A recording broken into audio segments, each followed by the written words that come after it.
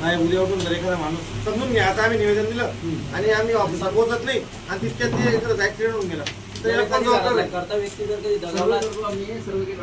नाही ना साहेब, तुम्ही 3 आठवडे बोलले ना, मग आता पण आमची अशी विनंती आपण 3 आठवडे बोललात ना, आम्हाला प्रॉब्लेम नाही, पण आता समजून घ्या पुढच्या 15 मिनिटात जर ऍक्सिडेंट झाला नाही, एखादा उचकून गेला तिथं तर त्याला जबाबदारी तुम्ही घेशाल का? 3 आठवडे वाचवायची. प्रभाग क्रमांक 1 येथील आम्ही दिलीप पाटील यांच्या घरासमोरील विजेचा जो पोल आहे त्या संदर्भात वारंवार अपघात होत असतात तिथे, तर आम्ही महावितरण ऑफिस इथे आम्ही मुख्य कार्यकारी अधिकारी श्री RB जोशी साहेब यांना निवेदन देण्यासंदर्भात आलेलो असताना साहेबांनी आम्हाला उडवडीचे उत्तरं दिले व होणाऱ्या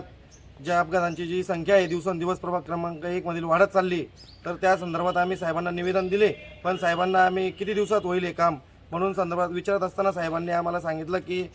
ते 3 आठवड्यात होईल, 3 महिन्यात होईल किंवा ते कधी होईल आम्ही ते सांगू शकत नाही. तर आमचा साहेबांना जो प्रश्न होता की बुवा साहेब, आपण जर एखाद्या गरीब माणसाच्या घरी आपण बिल घ्यायला जातात, तर जेव्हा त्या माणसाच्या खिशात पैसे नसतात तर तो माणूस आपल्याला जेव्हा इतक्या नम्रपणे सांगत असतो की साहेब मी तुम्हाला उद्या पैसे देईल मग किंवा वसुली तुम्ही 2-3 दिवसात या मी करून देतो, तर महावितरण कंपनी त्या टायमाला त्या गरीबाला समजून घेत नाही. तर आम्ही आज साहेबांना हा प्रश्न केला की साहेब, आपण वेळोवेळी आमच्याकडून लाईट बिल हे अव्वाच्या सव्वा स्वरूपात आकारतात, तर